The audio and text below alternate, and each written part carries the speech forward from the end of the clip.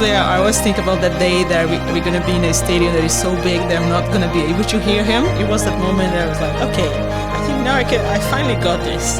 So let's have a fight, because you have to be there on your best game every day. I actually wouldn't define myself as a Jiu-Jitsu practitioner. Didn't feel, to answer your question, didn't feel like this added pressure. I knew that I would succeed there. I always think about that day that we're going to be in a stadium that is so big that I'm not going to be able to hear him. I rupture all the ligaments in my arm, etc. Nice piece of silverware right there. Look at that. Every time I step there, if there is a tiny bit of doubt, it kills this portion of doubt and gives me more confidence to train even harder. There is motivation. Initially, I think we should just start this conversation off with a big congratulations. I mean, the levels that you've just been able to hit in your mixed martial arts career have been amazing, and it seems like you're kind of just going from stride to stride. Is that what it feels like right now? Yeah, it has been like a massive year, like from the beginning with IMMAF and then having my pro debut as well. So yeah, I had like 5 fights this year. Yeah. I mean, and that's one of the amazing things about doing a tournament like IMMAF, right, is that you just get back-to-back competition. Yeah, I had 4 fights in a week. Yeah, which no fighter experiences unless you're in a tournament like that. Do you feel like there were specific lessons from going through something that is so, I guess, physically and mentally demanding, such as IMMAF, that prepared you for your pro debut? Yeah, it definitely, I had a few fights previously, obviously, but doing those 4 fights in a row in the week made me reach so much deeper. It's amateur, you have like the shin pads, you have like the bigger gloves, but on the other hand, is also more difficult because you have to be there on your best game every day. So it was really draining to make sure you are on weight every day. Yeah. I mean, that's never necessarily been an issue for you though, in terms of like the physicality. I mean, I see your Instagram stories, you're constantly working, you're constantly in the gym, you're constantly on weight, essentially. And that's one of the things I respect most about you, is that you make a real, like, conscious effort to make sure that you are fight ready at any point in time. Yeah, that's right. I have been the same weight for like 15 years nearly. So it's, obviously changing body composition here and there. But for IMMAF, I was fighting in the same division that I fight with one day waiting. But I was waiting on the same day, just 3 hours prior to my fight, and that makes a massive difference. Yeah, particularly for your style and your approach to the game, because you are very Brazilian Ju-jitsu heavy. Like, you do definitely enjoy the grappling exchanges and winning positions, and getting the fight to the ground tends to be your territory. So when you are put up against an opponent like Danielle, who describes herself as more well-rounded and kind of describes herself as more of not a fighter with one specific style, but someone who likes to employ all elements of the game, did you feel as though there was like an added pressure of you to get the fight to the ground as soon as possible? No, not really. I actually wouldn't define myself as a jiu-jitsu practitioner. It has been actually many years since I had that jiu-jitsu specific routine. It's just that, especially in IMMAF, right, that had this whole week format that you want to avoid damage and like you want to be as fresh as possible for the next fight. And I knew that I had the advantage over my opponents. That was what I was trying to do. But I would love to stand up in a whole fight as well. Yeah. You're probably going to see this coming. If I have someone that is like, I don't know, I reckon is better than me in that aspect, or has very good wrestling, or I can take down. No, I'm not going to do like Adesanya and lose every single round without trying one takedown or the opposite. Right. Yeah. I mean, I've always found it so fascinating how the mixed martial arts game, especially at the top flight, just constantly evolves and changes. Because it was a very long period of time where you would just look at a fighter like Israel Adesanya and be like, he can't be beat. If you can't take him down, he can't be beat. And then you get someone like Sean Strickland who just comes in there and goes, you know what, I'm going to beat this guy. I'm just going to stand there with a very traditional boxing stance and stay inside the pocket and not give him any space and keep him on the back foot and keep him pressed against the cage, and I'm going to beat him that way. Right. Yeah. It's not like one size fits all. So I didn't feel, to answer your question, didn't feel like this added pressure, but I knew that I would succeed there, and especially like being the shorter fighter, etc. So I went for it. Yeah. And so we're talking about like transitioning those skills from your IMMAF World Championship into the fight with Danielle. Was there a specific part of her game that you thought you could expose, or was there a specific element of the game? Because for a fighter such as yourself, and you're in a position where, you are constantly primed physically and you are constantly ready for combat, you've got this almost like additional space, and you've got this additional mental capacity to just focus on your strategy and to just focus on your game, because the physicality side of it, you're constantly ticking those boxes. So I can imagine for someone such as yourself, you're going to enter the fight with a lot more freedom to express yourself in a martial art, and I would assume that you would look at your opponents and go, okay, well, if I take her to this part of her game, or if I get her in this position, or I'm going to be better off in mount, or I'm going to be better off pressing up her against the cage. So I'm curious, did you see something specific in Danielle's game where you thought that's what I'm going to expose? Yeah. Not only myself, but my team. They mentioned like the way she would, position herself in the cage, or how she would stand up or something like that if she was taken down, and like we knew like the rear naked choke was there, so it was like that was the strategy, long story short.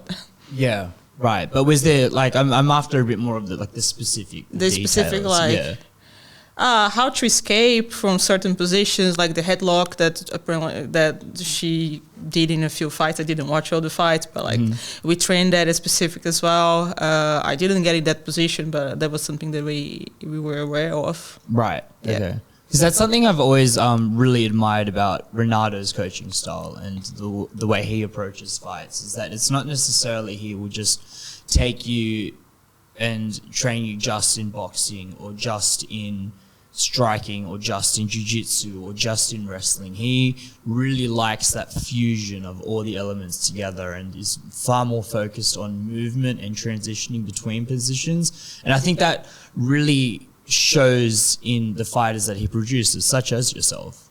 And I think it's a real testament to how he approaches mixed martial arts. Would you say that he is an instrumental part of your fight game? Do you think he is the reason you've been able to find so much success in the sport? He has been like a fundamental part of like my training and like my current approach to MMA. And yeah, I'm training with him like nearly every day. Right. And hearing him in my corner, calling the moves that we have been drilling. Yeah, it's a massive factor. So obviously, I always think about that day that we're going to be in a stadium that is so big that I'm not going to be able to hear him. But that's why we have 1 minute breaks. But well, you're lucky because Renato's loud. I mean, you can hear him. When I remember hearing him coach at a couple of the urban events, and I was like, yep, there's no question. Like, Renato is here. Renato is telling you what to do. He's not keeping it a secret. Like, he is very vocal and very passionate about what he does. And I can imagine that like reflects a lot on the way that you guys train and the way that you approach mixed martial arts, right?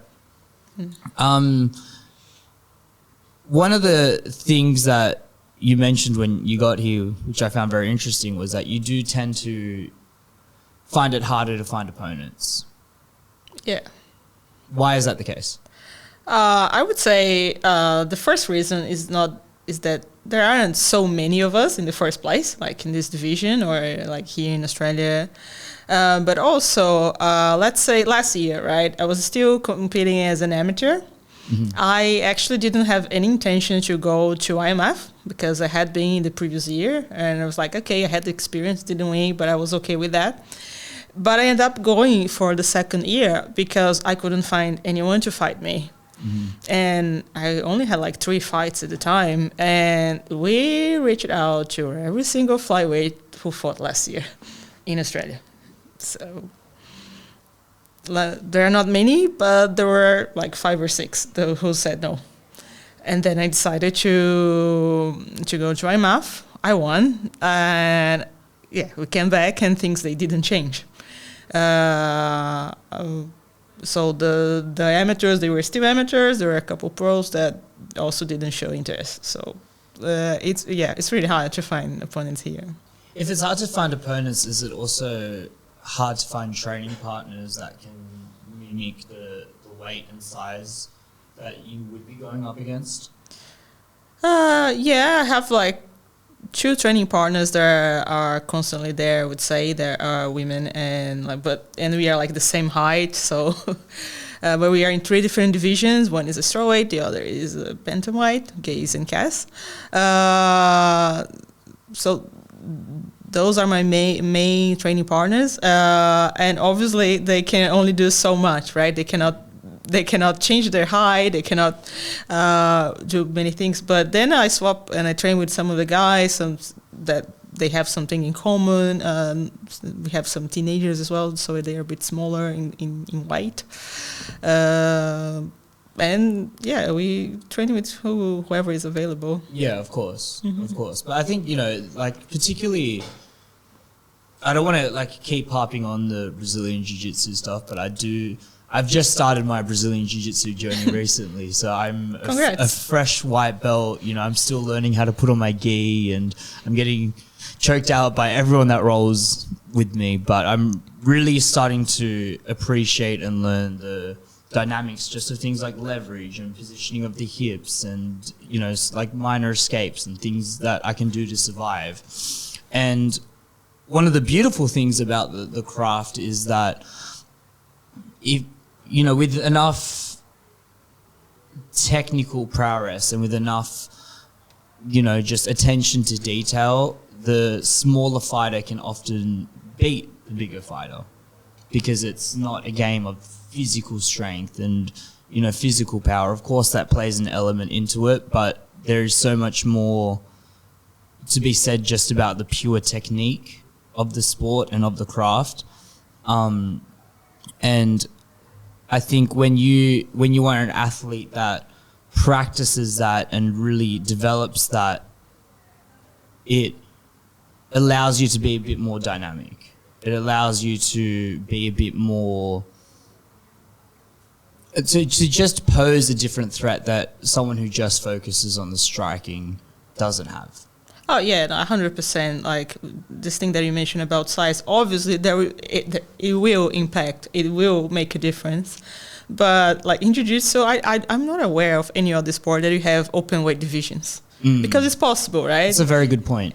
Like if you think about striking, it's just unthinkable. There's no way you can do that. Like it's just, yeah. I can't imagine, having someone,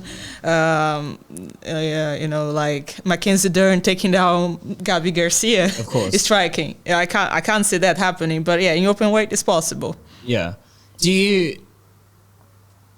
Why don't we just start from the beginning? Because I can imagine a lot of people are hearing your story for the first time, or just being introduced to your world, right? So how did you discover mixed martial arts? How did you discover Brazilian Jiu-Jitsu and your love for it? There are quite a few steps, like there were some stages, but let's start. I started doing Jiu-Jitsu like around 9 years ago. I used to do other martial arts, but they were, how can I say, they were not competitive martial arts as such, like ninjutsu and this type of stuff. And then I had a dojo that closed down, and I had moved to another city. Where were you at the time? I was in São Paulo. Okay. And the nice. dojo moved to São Caetano, another city. Right. Nearby. Not so close though, but anyway. And then I was like, okay, I need to find something else to do. And the gym that I used to train, they just started having jiu-jitsu classes. I didn't want to do it at the beginning. I look at those guys. I was like, oh, that's so gross. I don't want to join. But I want to do something. I'm going to give it a go. But the nicest thing about this gym is everybody was a beginner. So it gave me a chance to also, see the things that I was working on and put into practice, and then actually working straight away. So for me, be training to a bunch of guys and suddenly I'm choking everybody, and that was so exciting. And it was the first time that I was good at any sport in my life. Really? Yeah. But you said prior to that you were pretty active. You strike me as a pretty active person. You're kind of always just looking for a sport or something to do. Now I am, but before I wasn't. Not so much. No, that was probably the beginning of my fitness journey as well. Let's call it. I would be doing sports, but not consistently. I would maybe play football every now and then, but not something that I would take with full discipline, and definitely not be good at. Let's let's stress that part. So normally in jiu-jitsu you take some more time to have that reward, that opposed as in striking, you are suddenly punching a bag and it feels amazing. In jiu-jitsu, like you said, you're being choked out by everybody, still learning, figuring out why this doesn't work just yet. But for me, it started working just from the beginning, from day one. So I was like, oh, I really like this. Do you remember those first few rolls? Do you remember the first couple of times where you're like, crap? Well, there would still be people that had some sort of experience and they would beat me. But it felt something it felt like it was working. And that's finally I found my sport. So after 2 months, I was already I remember that I said I always have been the same weight, but not the same body composition. I lost 90 kilos of fat in the first 3-4 months, and I swapped by muscle. So then is when I started being a lean person. Before I was not, but same weight. But then I started being leaner and stronger because I was training every day. Oh, really? Yeah. So you just dove straight in? Yeah. Right. Yeah. So it is a little bit like that. It is very addictive. I don't know. I find myself often just at 1 o'clock in the morning, running over positions in my head, going, "Damn, why did he get me there?" Trying to figure it out. I guess because it's just almost like a puzzle. It's almost like a game, and I think that element of it, that curiosity of it, that desire to solve the puzzle really gets me. I almost get a little bit obsessed with it. Yeah, I think that element as well played a lot into, because you have time to think, not so much time, but you do have time to think and to rearrange the position, and it feels sort of like a game to me, and that got my interest more than any other sports that I did before. And then the next step was I only trained there for a year, and then I moved to Australia.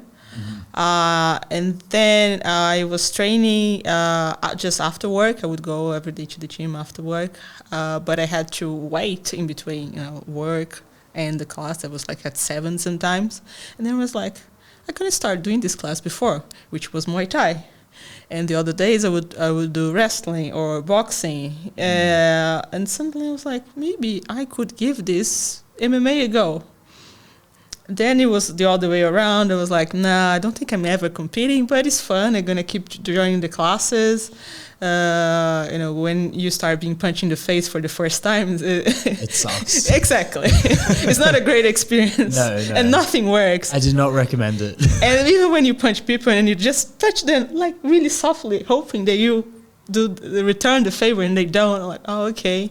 That's one of the I find personally one of the tougher elements of just becoming a good striker is getting rid of that tentativeness, like that kind of desire to stay safe, because I think instinctually, as you know, just being a byproduct of evolution, right? We see something coming towards our face, and immediately we close our eyes, and we just want to move it out of the way, and almost pretend it's not there.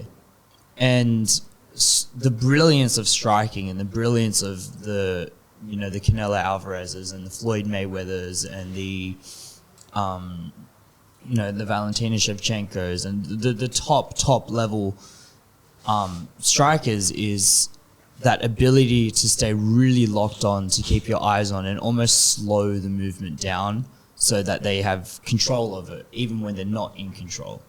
But to explain that to someone who's never been punched in the face before is almost impossible. It's like you have to go through it. You have to take the hits. You have to take the beatings to kind of figure out that timing and that spatial awareness. And yeah, it sucks when, especially if you're coming from like somewhere like jiu-jitsu where everything is about, pace and control and position and leverage, and then you're not in control of any of those elements anymore. It must have been tricky at the beginning, right? Yeah, it was. It very much. It was like such a different like reality. Yeah. Yeah, and I used to say, I'm never competing in MMA. Like, there's no way I'm doing this, Look at it. This is crazy. Yeah. But then something happened that I started getting bored of jiu-jitsu tournaments. Like, not bored as such. Like, I would still go and have fun over there, but it wouldn't excite me. I would just go there and like okay, I'm here. It just would be like another day of training. But with MMA, I think that this is one of the components. Like, there is always something a bit more exciting. There is a little bit of fear. There is a bit of anticipation. Like, there is less that I can control, and I kind of like that. Yeah. Was there a moment that you felt you were able to start tying the different martial arts together, where, like, let's say you're practicing your Muay Thai and your kicks, right? And you're just working on a roundhouse kick, or you're just working on a leg kick, and you're going, hang on, wait, if I tie that in with then shooting for a single leg, then I can get the takedown. Like, was there a moment where you felt like you could start to merge them all together? Because that's a really difficult part of the sport, is not just being really good at one domain, but being able to transition from one domain to the next, to the next, to the next. Yeah, I think not as much, because I would always do some MMA classes as well. So transitioning would be okay. And yeah, having all the arts combined, but choosing, having a timing and a rhythm and controlling the distance, those aspects, they were much more difficult for me to start grasping and putting together in the beginning. Not exactly transitioning from, like, I can kick, I can punch from any distance, but controlling the distance to be in the position to do those things. Mm-hmm. That was the hard part for me, or to be in a good rhythm where I can switch from striking, and I'm also not too light on my feet to be taken down, but I'm also not too heavy, so they're gonna punch me. So this was being able to float more, not as much as in selecting the tools, but being able to be in the position to select the tools. Yeah, that's the perfect way to put it. It's being like in that right.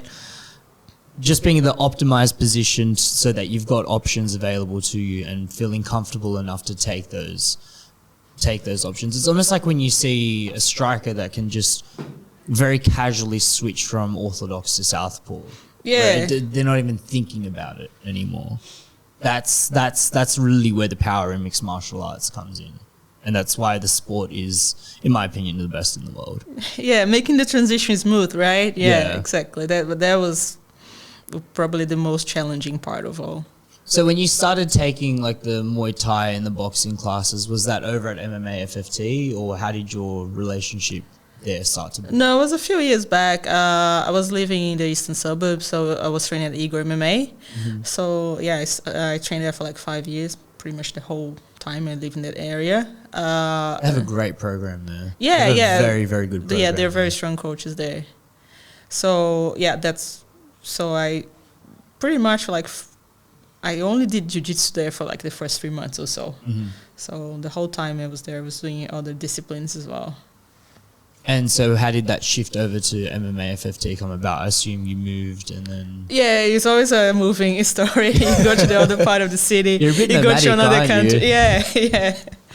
Yeah.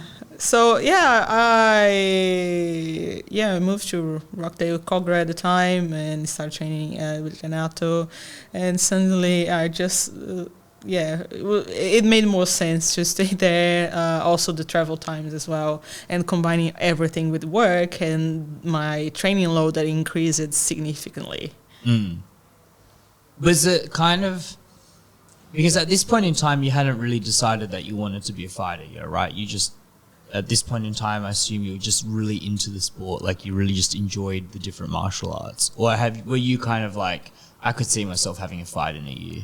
No, like 3 years ago, I was already there. I want to have a couple MMA fights. Right. Just as like, I want to go to a jiu-jitsu competition because I practice, I have been training for so long, so I want to see how I go. And so we had one MMA fight scheduled for 2020, April. How does that conversation go about? How does your coach come up to you and go, hey, Fa, let's get you into the cage. Let's do it. Are you just jumping at it? You're like, yep, 100% I'm in. Or are you nervous? Are you tentative? How are you feeling? I was training with Igor at the time, and he's more like, you come to him. So if you really want to do it, yeah. And it was that moment that I was like, okay, I think now I finally got this. Right. So let's have a fight. And we found an event, we found an opponent, and we had a fight schedule. But then, like 1 month and a month and a half before that, we had the first lockdown in Sydney. Oh, no. Yeah. So just the whole thing got completely called off. Look, the event was no more, the gyms were closed, all that, right? It was like the universe was just like, no. Yeah. You're not fighting. And then, like, we had all... we lose all the fitness, the preparation. It took ages for the events to start, like, putting themselves back again and organizing something, and also to train again and get to the same level. So cut to 2021. And then we found another opponent, and I was ready. It was like fight week. And we had the second lockdown in Sydney. My fight was on Saturday. They announced the lockdown on Monday. Oh, no. And that was even longer than the first one. I don't know if that's right. That was nearly 4 months. It was a lot stricter as well. It was a lot like, don't leave your OGA, like, don't go anywhere. Yes, that one. Yeah. That's when I had my second, actually not the second because the first never happened. Yeah. But when I had my second matchup, and after that, what happened again? I was like, okay, let's go back into lockdown. After lockdown, let's go back training. Is there anything you can do during lockdown to kind of keep your skills sharp? Say, like, obviously, you can do push-ups and sit-ups all day if you like, but more so MMA specific. Yes. So we were allowed to train with family members. Okay. And I'm lucky to have a partner who also does jiu-jitsu, and we got one of those mats. Awesome. So we did that for a bit, but the place was really small, so it was not super exciting. But also the restrictions had stages, and at a certain point you were allowed to train outdoors, you and your family member, etc., with the one coach, and we couldn't have a big group, but we still could have a group of 2 people or later 4 people, and we would do some classes every now and then with Igor. So you were going to a park, we trained lots of kicks and things that you could still do, or even hit pads every now and then. So that's what we did during that lockdown.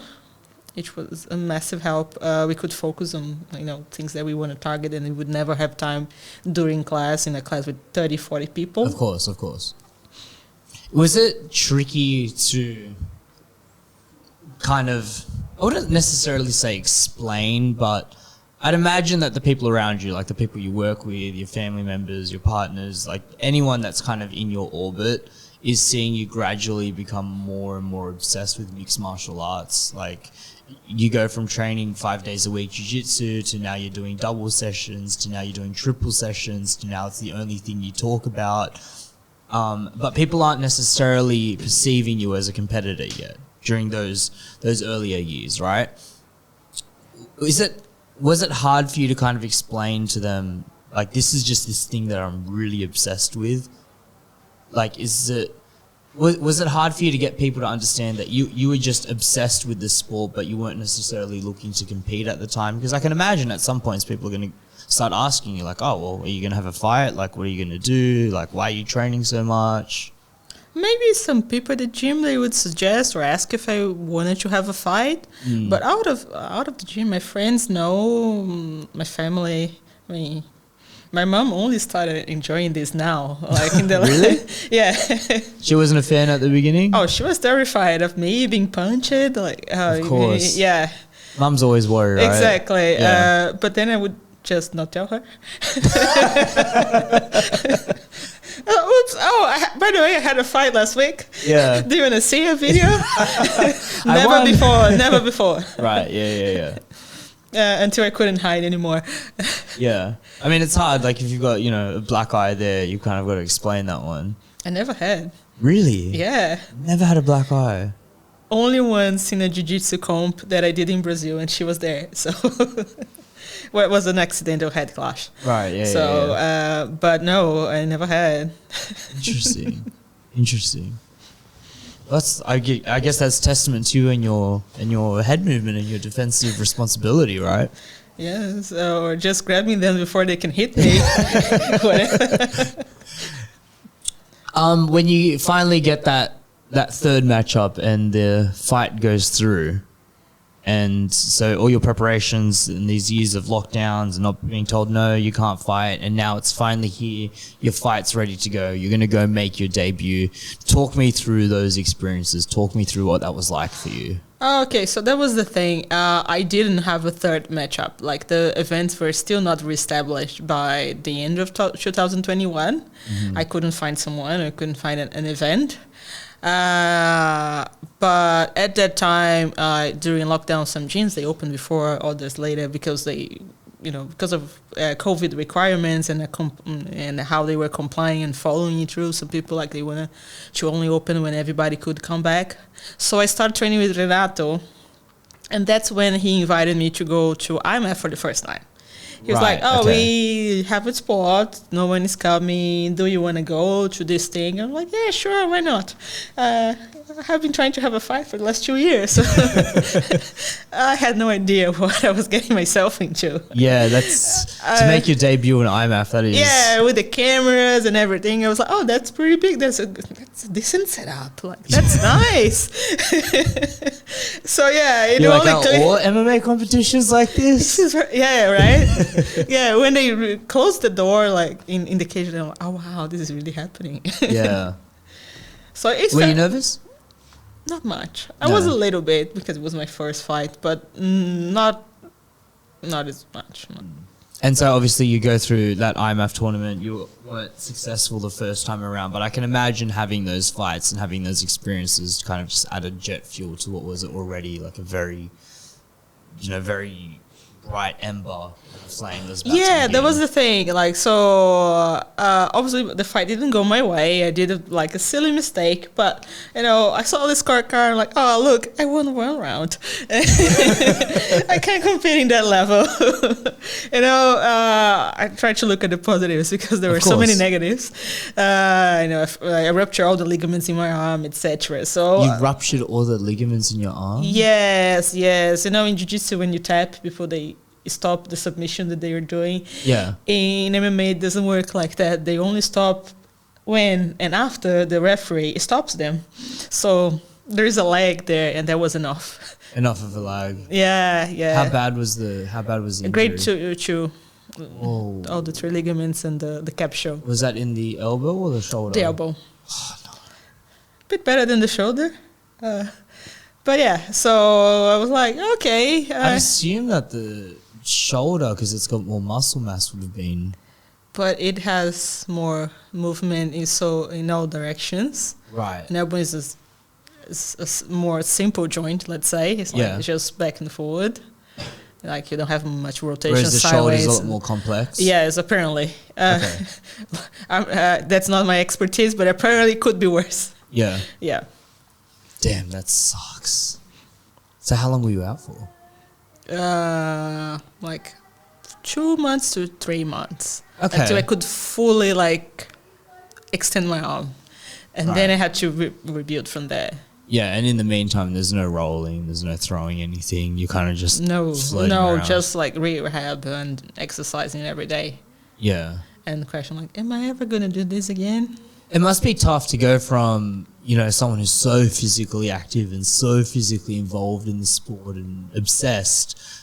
The only thing you're thinking about was MMA for like the past 3 years. Yeah. To go from that to, I can't do anything. Yeah, it was really tough that time. But what got you through that period? What did I do? Well, I would still go to the gym and do like some sort of cardio or lower body workout. I was still like joining every now and then some classes, like just drilling positions in jiu-jitsu, or you know sometimes I would still go to a striking class and just kick or punch with the other arm. These and like my other hobbies, like reading, like trying to learn some music, trying to. What do you read? I normally read sci fiction. Okay. Yeah. So. Any specific favorites? Oh, at that time I was reading that got me through it. That's actually a good question. Three Body Problem. Three Body Problem. Is a series of books like from a Chinese author that I forgot the name, but it's like one of the best books that I ever read in my life. Really? Yeah, it's about someone that we don't identify in the beginning, trying to discredit science, so they start attacking physics professors. Right. And they start to discredit their whole lives of like creation, and they don't believe in anything that they did. And it traces back to the Communist Party and to someone who saw her father being shot and how she got upset with everybody and she got in touch with some aliens. Right. And they sabotage science in the planet Earth. That doesn't sound that far-fetched, to be honest. I'm sure it was science fiction. I know, right? I mean, we had aliens in Mexico last week. Did you see that? Yeah, I saw that. I saw that. And I mean, discrediting science, I mean, that's everywhere you look around nowadays. Yeah, exactly. Yeah. And it's like, wow, this is so familiar. But like the book is from the early 2000s, so it's not... Yeah. Yeah, it was not anything that they saw in the last 3 years, but it was like, it made so much sense after lockdown, seeing, seeing this book that talk about exactly what I saw happening the year before. It was... It was a really funny period of time, those lockdowns, because I think not everyone, but I think a lot of people just became obsessed with things that they never would have discovered in any other way.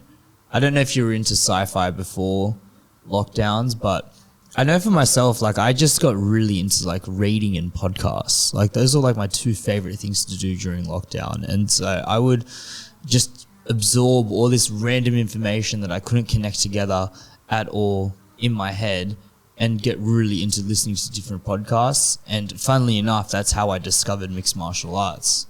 And then, you know, fast track 2 years later, here we are. A whole podcast dedicated just to mixed martial arts and things that I find interesting.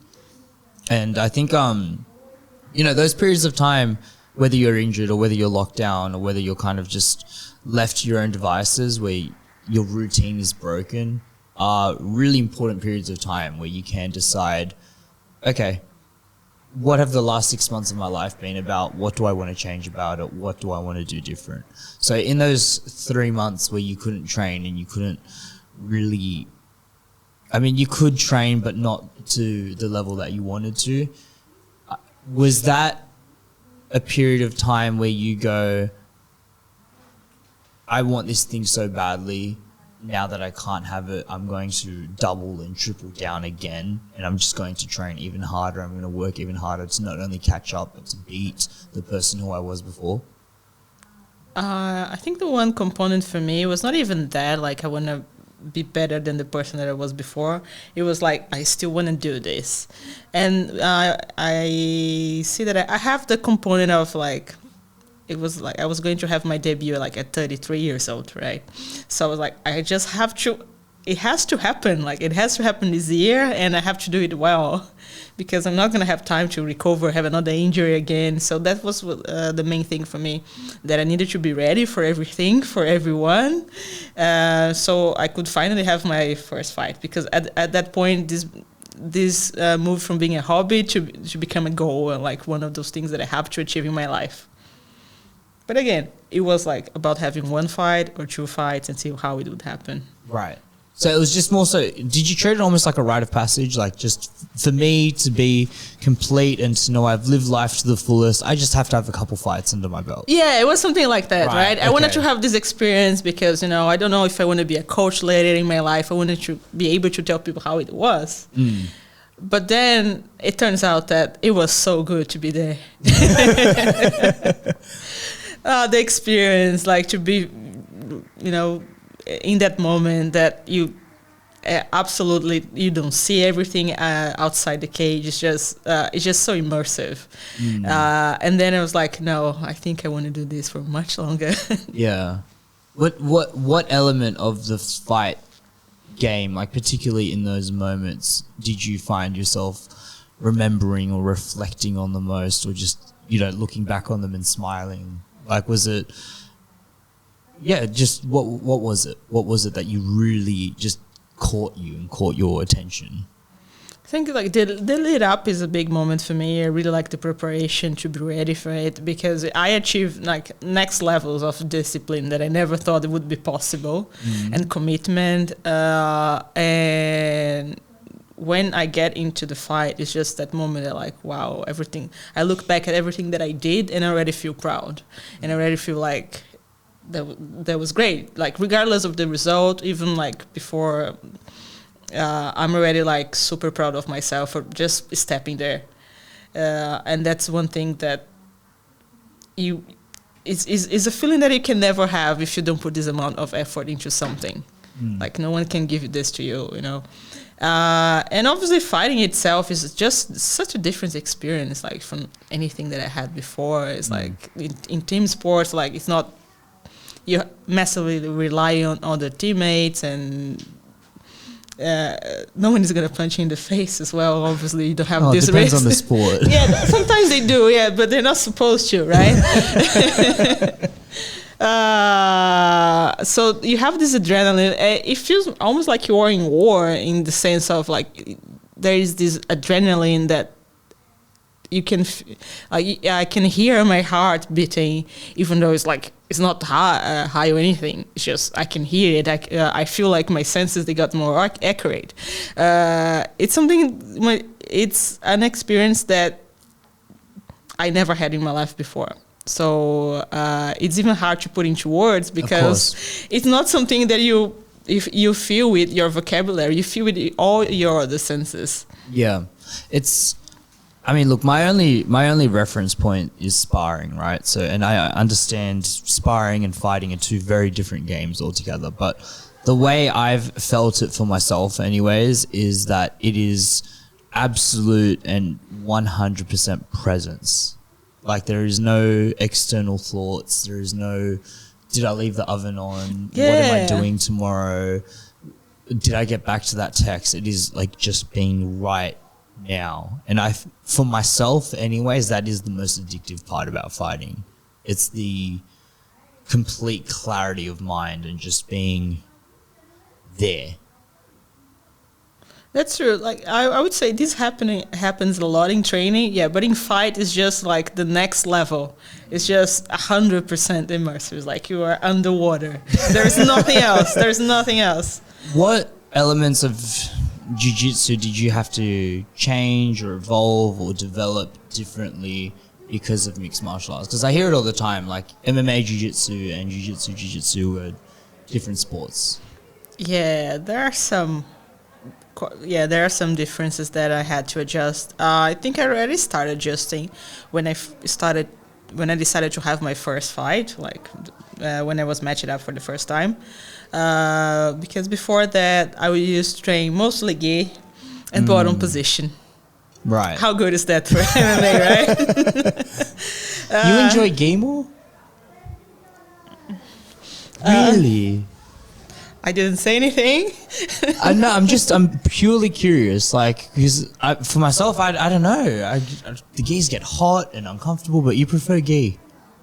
Really? What is it? Is it the pulling and the sleeves and stuff and the lapels, or? I don't think it's only that. Obviously, it's a game that you have more time to set up. You can have more tricks in that sense. And when I'm thinking about only jiu-jitsu, yes, I like that better. But I don't know. I still think I use a lot of gi movements in MMA more than no gi, especially those days that people play so many leg locks, and it's just a game that I'm like, no thanks. I'm happy to have two very nice knees, which is now it's an achievement, at this point. So yeah, I think it is also a matter of style. Right. Obviously, there are some risks from the sport, but it's also your style plays a big role into the injuries that you're gonna get. And how would you describe your jiu-jitsu style? Nowadays, definitely top position, position over submission. Right. Which is also great for ground and pound. But yeah, I work on the positions and always improving and tight, not very flowy, because always focusing on the progression instead of like, oh, I want to get into this immediate back attack from the berimbolo. No, I'm gonna go for a pass first, side control, follow all the steps. So yeah, I like to be more in control of the whole evolution. The progression. Calculated. Yeah, in a certain way. Yeah. Yeah, that's fascinating.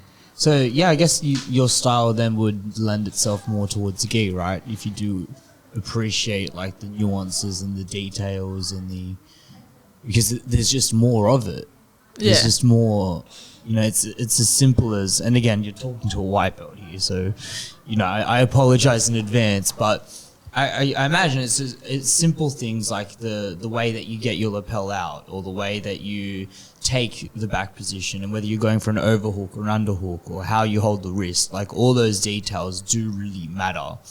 And I think just in the chaos, I guess, of mixed martial arts, where you've got the wrestling and you've got the striking components to it, do you feel like you can still have that level of attention to detail, or do you have to be a bit more flexible in how you approach your game? I think you can have, but like, you have to select the things that are going to work for you.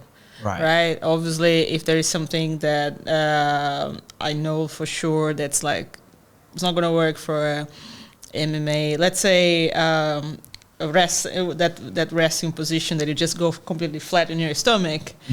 I'm like, okay, I'm not going to do that. Yeah. I know for a fact that absolutely there is no scenario, circumstances that I'm going to have to do that in an MMA fight. So, yeah, I probably completely ignore that part. I would do some drill for the sake of being there, but that's just something that I'm not going to focus too much. On the other hand, I'm like, oh, these entries is working really well. I can apply this as a counter if I slip, and then I can go for a takedown on this side. It's going to be perfect. So then I'm going to try to go for every single detail of that position. But you always have to be thinking about, like, oh, in which stances I'm going to be when I do that. So you have to have like the whole picture in mind to be able to select which information it's going to apply the better for you. Could you see yourself, like, because, obviously when we talk mixed martial arts, we're branching a whole group of like different promotions and stuff together, and it's not just the UFC, but it's one championship. It was Bellator for a very long time, and now PFL is coming up. And one of the opportunities that does exist within one championship is they do just jiu-jitsu tournaments. Do you see yourself, like, presented the opportunity, could you see yourself doing something like that? Or are you so married now to mixed martial arts that you're kind of like, I just want to do the MMA stuff? I would probably stick to MMA at this point. Right. Yeah, especially like I feel like jiu-jitsu is getting like so specialized into certain positions. It's crazy now. When I started training, and it was not that long ago, like the leg game was completely different for no gi. So it's becoming more and more like two completely different sports. So I don't know. That's a game, for instance, that I haven't developed as much because I have been focusing in MMA for the last at least 4 years. That I decided that's what I wanted to do, like as in competition. Training, I love to do it. I'm happy to attend a class, etc. But for competition, that's not exactly what excites me the most. So, if you could have your pick, between any of these major organizations, contract there tomorrow, 3 fights under the big lights, which one would you prefer? I would have to see the contract terms first. I think obviously you go for you don't think about like your first contract is not going to be the greatest contract that you're going to have, but you need to see which one is going to give you more opportunity to continue progressing in the sport, because it's not about the first 3 fights, it's about like where you're going to end your career, right? So I would probably go with the one who would give me the better opponents at this stage that I am at, right? Regardless of the promotion. Like if I have all the, it's hard, probably would be hard to tell, but normally the first contract would come already with a fight, I imagine. So that would be, if all the options were available at the same time, that would be how I would choose. Is there a specific style or approach of opponent that you think, I would have a lot of success around that, or I could learn a lot from that? Personally, I hate going up against like people that have a very strong leg kick game, because I'm very front foot heavy. I've like it's part of my game that I haven't developed. So I see someone who's got a strong leg kick game, I'm like, oh man, today's gonna be like a tough day in the office. Look, So I don't want to blow up your game here. I don't Yeah. want you to like point out too crazy of your weaknesses, but maybe on the other end of it, is there a certain style of fighter where you think, wow, I'm really going to excel at this one?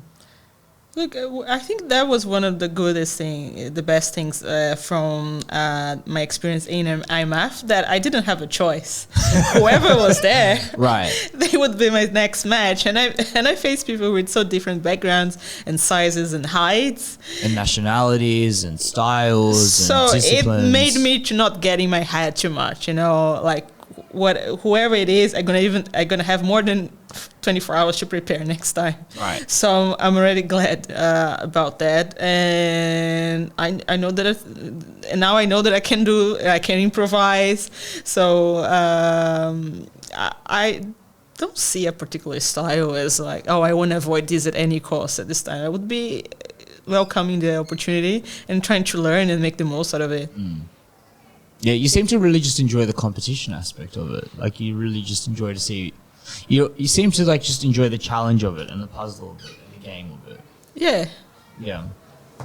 I respect that. No, because I guess for a lot of fighters and a lot of people but some of the people I've interviewed, it's almost like this game of self-validation and this ability to prove myself over again and again and again and feel that, look at me and what I can do. So to find someone who's a bit more pure about the sport and find someone who's a bit more just enjoys the game of the sport is really fascinating. So firstly, let's show the world your belt. You've got it very shyly tucked away there. Oh, yes. Come on, that is some my first nice belt. piece of silverware right there. Look at that. That is amazing. So that you won on your Enduro Pro debut. Yes. That was against Danielle Curtis. You won by first round rear naked choke, 3 minutes in. And a half. 3.5 minutes in. What next? Well, I was hoping I would defend the belt, like that seemed like natural to me. But we haven't found an opponent just yet. We are looking into it. We have been looking for, well, since pretty much we got the belt. So we are pretty much back to square one, where we're trying to find opponents. So I would love to have one more fight this year, or maybe two. And after that, probably reaching out to bigger promotions and trying to fight overseas. But yeah, first I need to defend this belt, find more opponents in Australia, and finish this year with a nice record. Do you think there's like an underlying issue of not enough females competing mixed martial arts in Australia? There are not many, right? But at the same time, the ones that are out there, some of them, they don't want to take the risk. I don't know. I can't speak for everybody. But they're enough for me to have one or two fights this year. So there is just something else that needs to happen to... Yeah. Do you think... Because on paper, and I mean this with absolutely no disrespect at all, but on paper, I look at a 1-0 fighter who's currently holding a belt, and if I'm a competitor, I go, okay, she's 1-0 and she's got a belt. Surely I can take this from her. Right? So what do you think it is? Why do you think people aren't jumping at the gun to fight you? I can't remember who I heard saying this before, like that people are like so scared of like damaging their records, because they already think they're in a certain position, that they are better off like getting fights that are going to give them more exposure than risking someone who can be very dangerous and unknown. Right. So let's say someone with 5 fights, they decide to fight me. I just have one. Yeah, you're right. I only have one fight. So if they win against someone who doesn't have this much experience. But if they lose, doesn't look as good, and they are maybe on a high, and now they have this loss to someone who just had the pro debut 2 months ago. I'm not a fan of this cherry picking approach or this calculated approach. I think it's it plays a lot of homage to boxing and a lot of the problems that are with boxing right now.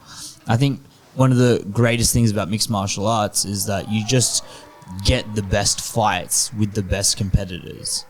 And so if you are the best and you back yourself and you believe you are the best, then you should be exposing yourself to as much competition as possible, as often as possible. And that's one of the things that, even though he's on a bit of a low right now, that's one of the things I've always given Israel Adesanya a lot of respect. He's probably the most active champion that we have had in the last 5 years. I think he's had something like 13 fights. Which is nuts. For someone who's literally putting the belt on the line every single time and saying, hey, look, I'm going to do it again. I'm going to do it again. I'm going to do it again. Don't let this Sean Strickland loss smear his name in any way, shape or form. Israel Adesanya is a real champion and is someone that will go down in mixed martial arts history forever. He's etched his name into there. And the reason for that isn't just because he's got fantastic fight style or because he's good on a microphone or because he can sell a lot of pay-per-views. It's because he keeps fighting and he keeps putting himself... on top of everything, he fights, right? Yeah. He's a fighter who's still fighting. Yeah, and when a couple years ago when he beat everyone that was in his division and that could potentially have a title shot, he moved up. It wasn't a great move for him, but he moved up to again have another fight. But yeah, not everybody has the same attitude, and yeah, that's probably one of the issues as well. Lack of opponents, but also opponents who are choosing way too much. And is that an option for you, perhaps changing the weight that you fight at, or are you very set on staying where you are, being very comfortable and strong in your weight division, and just you can meet me here? Look, it's a bit tricky for me to move divisions because I'm quite small to move a division above, and I'm already short, so I don't know, have to to be even more bulky, and that's a process that takes even more time. So I don't have an opponent. So let's say I find an opponent for the next division, and that's probably going to be 6 or 8 weeks notice. And to move up is a process that takes longer. And I know for firsthand that my training partner, who is a bantamweight, is also struggling to find opponents. So I'm not going to go there and compete in a very short pool already. And moving down, it's no, it's not an option. It's not happening.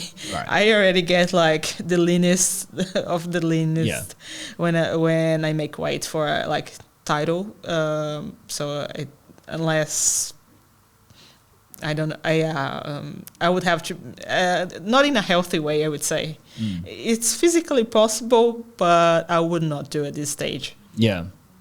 Yeah, Danielle actually, because I had Danielle on a couple of weeks ago, and she spoke about that, like the process of moving up and down in weight and how much like physical preparation and time it takes. And that's one thing I always tip my hat to her. Firstly, I think she's a very knowledgeable person within the MMA community. She not only fights, she commentates, she analyzes, she podcasts. Like she can tell you about UFC 7 and who won on the second fight of the night. Like just an encyclopedia of knowledge. But on top of that, to be so prepared to move and jump around at different divisions and then get titles in those divisions. I mean, it doesn't matter how you cut it. She's a great opponent, and I think she has a long future in this sport as well.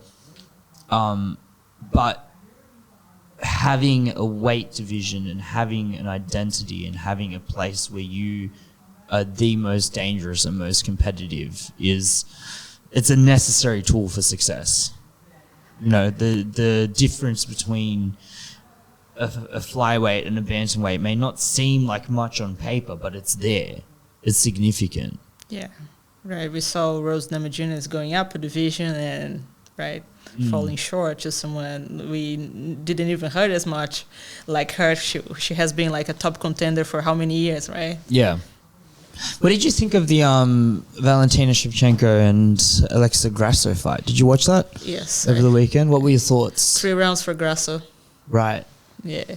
No doubts. No doubts. Like, the two for Valentina, the two that I got for her were also very convincing, in my opinion, as well.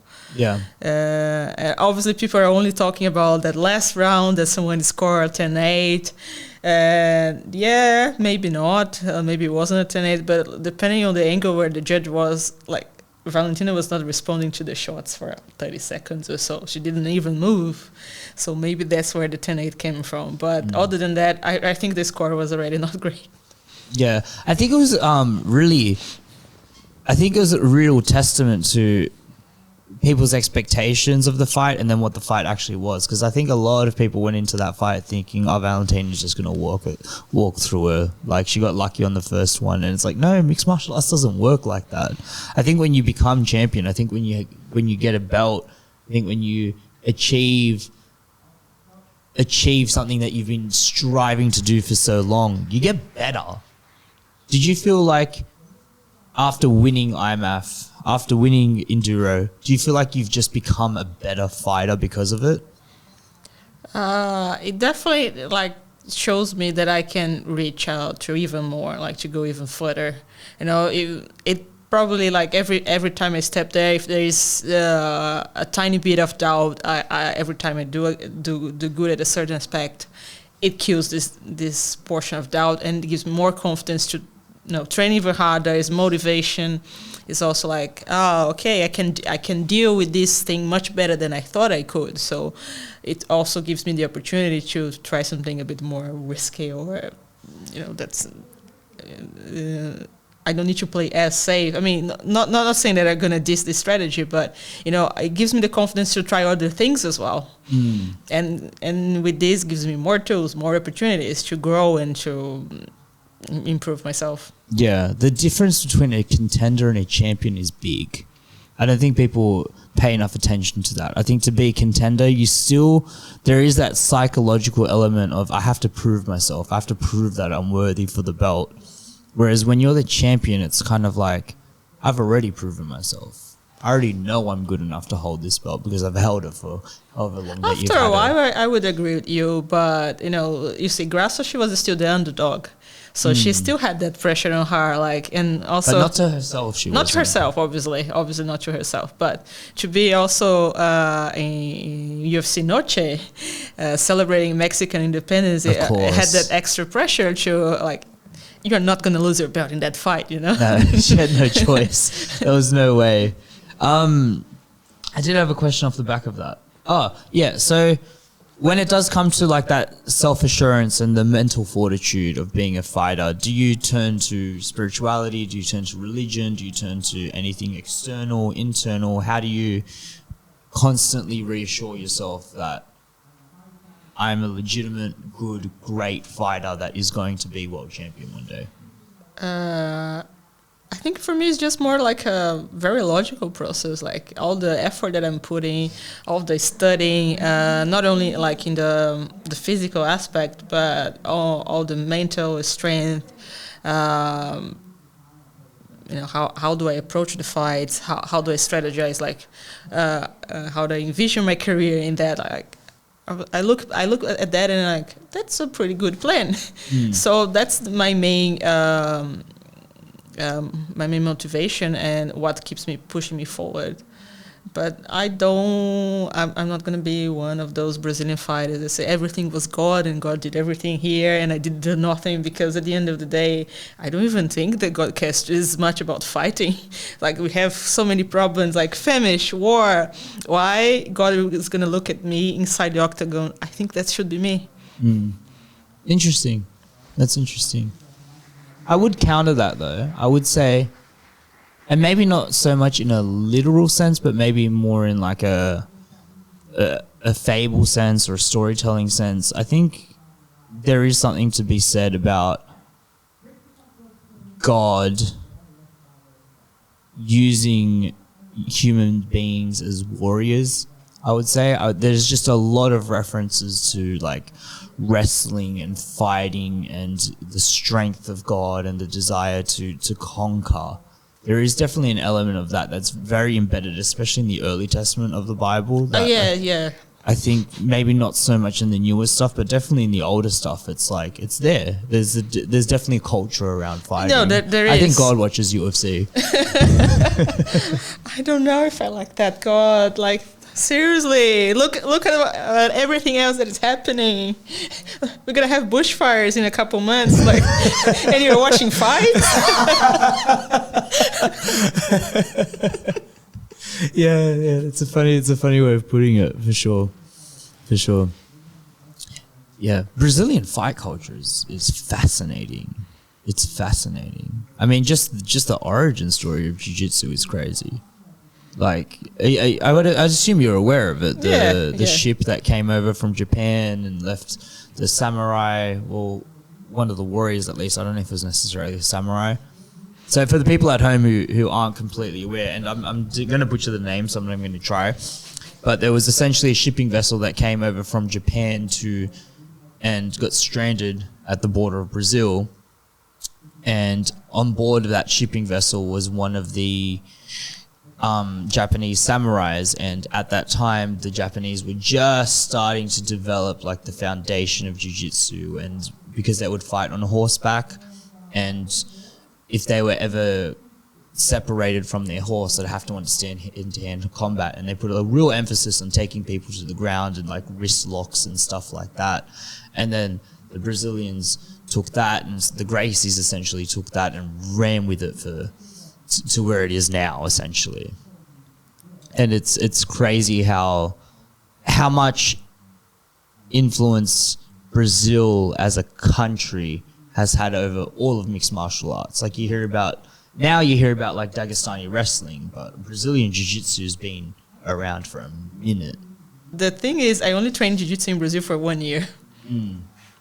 Which is the craziest part about the whole story. I know, right? It's awesome. Think that I have been training there for 20 years since I was a kid. No. I would love to, but no.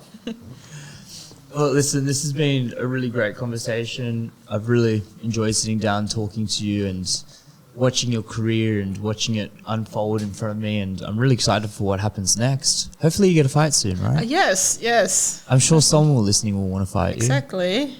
Or they will share with someone who is looking for a fight as well. Yeah. Who knows? Is there any name or anyone specific that you would like? Oh no, I wouldn't do that. Whoever wants it. Yeah, exactly. Fair enough. All right. Any final messages you want to be left on? Social media handles you want to promote? So my social media, I'm on Instagram as my last name, Mesquita _MMA. I'm going to be posting fighting news there. And yeah, that was me.